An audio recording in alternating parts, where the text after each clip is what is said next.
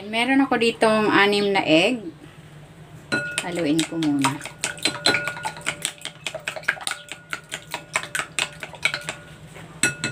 Ilalagay ko na dito itong sibuyas, bawang, spring onion, carrots, at ang bell pepper. I-season ko ito with salt and pepper. Pwede kayong maglagay ng mga pampalasa of your choice. At maglalagay ako dito ng cornstarch. Haluin ko.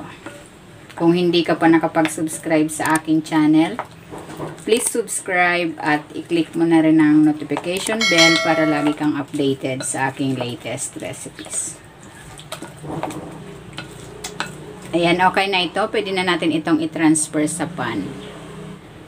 Ayan, meron ako ditong pan. Nilagyan ko yan ng wax paper para hindi didikit yung egg. Bubuhos ko na dito yung egg mixture.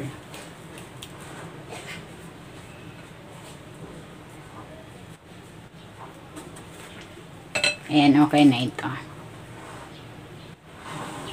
Ayan, nagpakulo na ako ng tubig.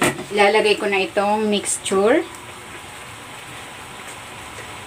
I-steam natin ito for 20 to 30 minutes. Ayan, okay na ito. Hanguin ko na.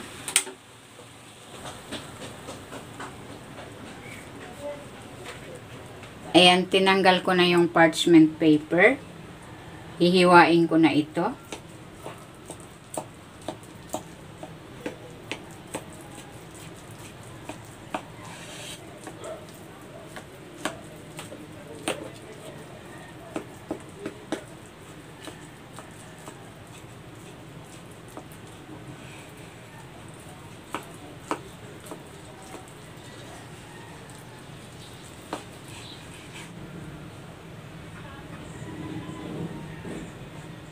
Ito na, ready na itong ating steamed egg and vegetables.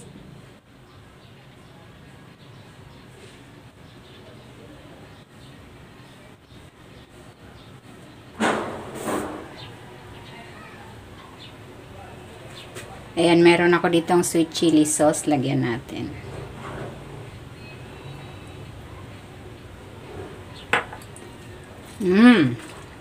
Sarap. Mas healthy pag ganito lang steam. Wala tayong ginamit na cooking oil. Masarap.